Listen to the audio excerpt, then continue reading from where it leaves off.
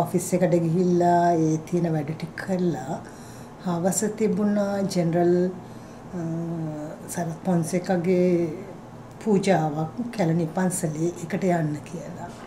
ඒත් එයා ඔෆිස් එකට ගියාට පස්සේ කවුරු හරි කෙනෙක් එයාගේ යාළුවෙක් කියන කෙනෙක් කතා කරලා තියෙනවා එයා දඹුල්ලි ඉඳන් එදා එනවා කියලා. ඒ නිසා එයා අර බෝධි පූජාවට යන්න නැතුව ඔෆිස් එකේ ඉඳලා තියෙනවා. ගාමිණීට කතා කළා කියලා තියෙනවා. ගාමිණී තමයි පහුගිය කාලේ එයාට එයාත් එක්ක එයා යන තැන්වල ගියේ ත්‍රිවිල් එකක් හොයාගෙන මේ යාළු හම්බ වෙන්න කියලා. කොහොම හරි ඒ වෙලාවේ ඒගොල්ලන් යා ත්‍රිවිල් එක තිබිලා නැහැ. එයා කියලා තියෙනවා ටිකක් පරක්කු වෙලා එන්නම් කියලා. ඒත් එයාට එච්චර වෙලා ඉන්න බෑ යන්න ඕන කියලා ඔෆිස් එකේ ඉඳලා තියෙනවා. ඊට පස්සේ 8:00 විතර යාළුවා ආවා කියලා මෙයා ඔෆිස් එකෙන් එළියට ඇවිල්ලා තියෙනවා. ගාමිණී කෝල් කරලා තියෙනවා මම දැන් ත්‍රිවිල් එක ආවා මම එන්නද කියලා. ප්‍රගීත් කියලා තියෙනවා මට වාහනයක් හම්බ වුණා මම දැන් වාහනයක යන්නේ කියලා. ඒතකොට ගාමිණී අහලා තිනවා ඔයා කොහෙද දැන් ඉන්නේ කියලා. මම ඉන්නේ කොස්සත්තේ. ඊට පස්සේ යාගේ ටෙලිෆෝන් එක ඕෆ් වෙන්නේ නැතුව නැවතිලා තියෙනවා. ඇතුලෙන් ඇහිලා තියෙනවා යක් කියනවා කොස්සත්තට යන්නේ ඔය පාරෙන් නෙමෙයි කියලා. 2009 දී යා පළවෙනි සැරේට අරන් ගියාට පස්සේ normally මම කරන්න පුරුදු වෙලා හිටියා 9 වෙනකොට එයා ගෙදර ආවේ නැත්තම් 9:00 වගේ වෙන වෙලාවෙ ඉඳන් එයා කොහෙද ඉන්නේ කොහොමද එන්නේ කාත් එක්කද ඉන්නේ කියන එක නිතරම හෙව්වා. එදා 9:30ට මම කතා කරනකොට එයාගේ ටෙලිෆෝන් එකේ ඕෆ් කරලා තිබුණේ. දිගටම ඉදර එළි වෙනකම් පැය භාගයට එයාට කතා කරනවා.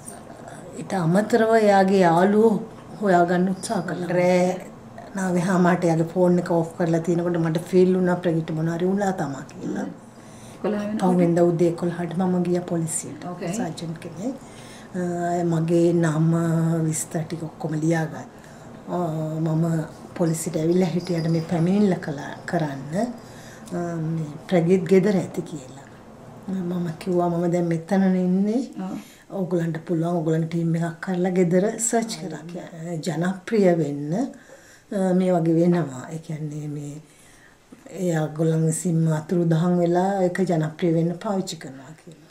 මම කිව්වා ප්‍රගීත් කවදාවත් සල්ලි වලටවත් ජනප්‍රියත්වයක් බලාගෙන වැඩ කරපු කෙනෙක් නෙමෙයි. ඊට පස්සේ යා කිව්වා මේක වෙලා සිද්ධ වෙලා තියෙන්නේ කොස්වත් ඒරියා එකේ.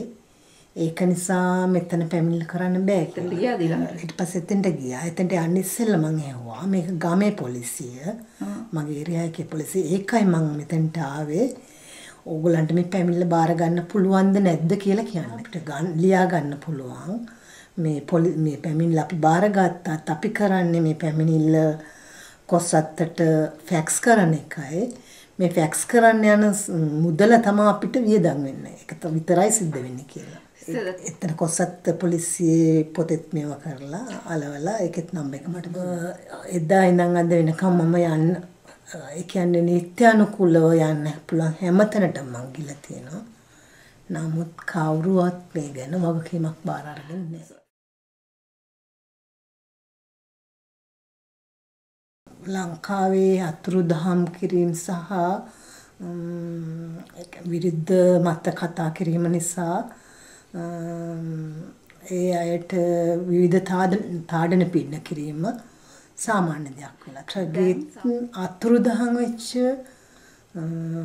ජර්නලිස්ට්ලාගෙන් අතුරුදහන් වෙලා ඉන්න අන්තිම පුද්ගලයා දැනට. ඊට පස්සේ අතුරුදහන් කළේ නැහැ.